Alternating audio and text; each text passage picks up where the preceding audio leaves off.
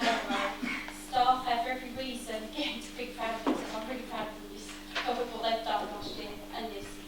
These accreditations, training and high standards put us in a great position for continuing to move forward on income generation via traded services, giving us the luxury of sustaining jobs, producing savings and more money to spend on quality services. The sole reason for key point indicators and corporate targets is to make sure that we are working to the best of our ability and continually improving, because what we want is the very best to offer for our Thurrock residents. This report looks back over 2015 and 16. As we move forward into this year, the early indications are showing that we are achieving more targets and we're improving. Sunlight is the greatest disinfectant. And I'm opening the curtains and I'm starting to do my deep clean. I've reformed the complaint system by removing the concern stage. A complaint is a complaint and it can be dealt with swiftly. Thank you. No more hiding them in the dark as concerns. Officers will embrace complaints, learn from them and put measures in place so that we try not to repeat the mistakes again. Our civil will be more open and transparent, and to this end I have changed how performance is scrutinised. Reports now go to A&S before Cabinet so there can be cross-party discussions and issues raised before the portfolio holders consider the report. Failing key point indicator targets are no longer being hidden in a sea of amber, being left to drown in mediocrity. Thurrock residents, me included, deserve the best services that council can provide. The same targets that are quite good enough or okay could be hidden away to make the number of failed targets look less and therefore more palatable is totally unacceptable. From now on, our successes and failures will be clear for all to see, warts and all. They will simply be red or green, failed or achieved, with the direction of staying better or worse, with proactive action plans striving for continual improvement. And finally, I'll hear from residents at long last. I value the opinion of Thurrock residents and encourage them to actively participate in sharing their view of Thurrock Council services. I want residents to know that this Conservative administration is listening to you and will strive to build better services fit for purpose according to your needs. Thank you.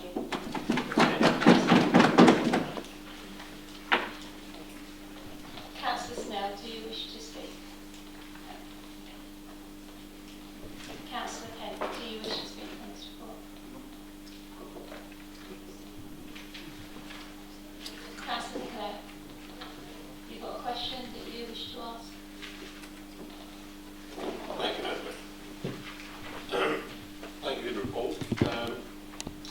You mentioned the old traffic light system of red, amber and green monitoring KPIs, which allows some targets to languish in, as I call it, no man's land, you use different of the amber classification. With the new system of fail or achieve, this can no longer be the case.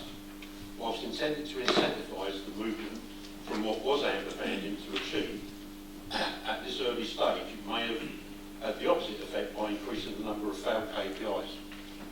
Do you agree that this is not to be taken as a sign of deterioration in the service delivery, rather a higher expectation of the standard of service delivery we expect for our residents? Thank you, Councillor Bigelow. Yeah, basically they were failing. They were just being hidden, and so by making them red, it does incentivise you because it looks like we've got more failed. We haven't. If you actually look at how performance is going at the moment, we've improved. So we're achieving more. But what we have done is focused ourselves in by highlighting it in red and showing whether it's failed and got better or failed and got worse. And obviously if it's failed and got worse, then we really need to be focusing on it, and that is what our report system is now doing. Councillor Spillman. Hello, I've known for a few complaints, so I've got a bit of experience of dealing with the complaint system. I've always found it quite amazing how often a complaint can go all the way to stage 3 without an interview actually being carried out between an investigating officer and the person that's actually put the complaint in. It's something that I've raised several times. Would the portfolio be willing to consider consider speaking to the department to guarantee that there is a, if the complainant wants it, that there is a guaranteed formal interview, and even with the complainant's consent, that a member of community political groups could be present, so that not only do the complainant get to put their side across, but that the complaints process gets full democratic scrutiny.